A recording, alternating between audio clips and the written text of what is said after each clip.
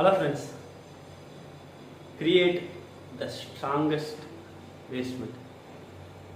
நிறைய பேர் என்ன செய்வாங்கன்னா அவங்க லைஃப்பில் இந்த பேஸ்மெண்ட் அதை வந்து ஸ்ட்ராங்காக இது பண்ணாமல் அதை உங்களோட கன்ஸ்ட்ரக்ஷனை ஸ்டார்ட் பண்ணிடுவாங்க.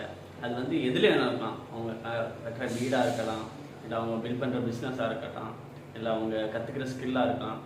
எதுவாக இருந்தாலும் அந்த பேஸ்மெண்ட்டுங்கிறது, அந்த பேசிக் வந்து எந்த அளவுக்கு ஸ்ட்ராங்காக இருக்கோ அந்த அளவுக்கு அவங்களோட க்ரோத் இருக்கும் எல்லா ஏரியாவிலும். பட் இதை வந்து சரியாக புரிஞ்சுக்கிட்டாங்க இமிடியேட்டாக க்ரோத்தை நோக்கி பயணிக்கிறவங்க என்ன செய்வாங்கன்னா சடனாக வந்து ஒரு 5-6 ஸ்டெப்ஸ் பயங்கர ஸ்பீடாக போகிற மாதிரி தெரியும். பட் அது எப்போ கொலாப்ஸ் ஆகும்னு தெரியாது.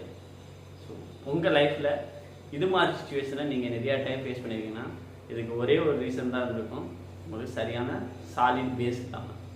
ஸோ எப்போதுமே என்ன பண்ணுறீங்கன்னா எந்த விஷயமா இருக்கட்டும், நீங்கள் ஸ்கில் பில்ட் பண்ணுறீங்கன்னா அந்த பேஸை வந்து நல்ல ஸ்ட்ராங்காக பில்ட் பண்ணிடுங்க.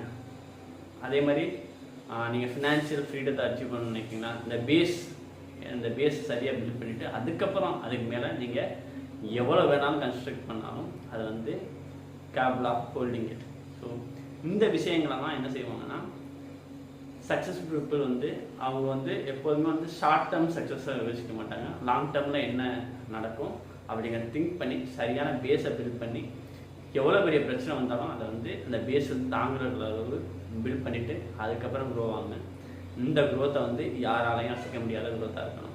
ஸோ உங்கள் லைஃப்பில் நீங்கள் நிறைய விஷயங்கள் ட்ரை பண்ணியிருக்கலாம், அது ஷேக் ஆகிருக்கலாம். பட் மறுபடியும் ஷேக் ஆகக்கூடாதுன்னா build the solid base and try to construct it. இதுதான் இன்றைக்கி நான் ஷேர் பண்ண நினச்சது. Thank you so much, have a great day.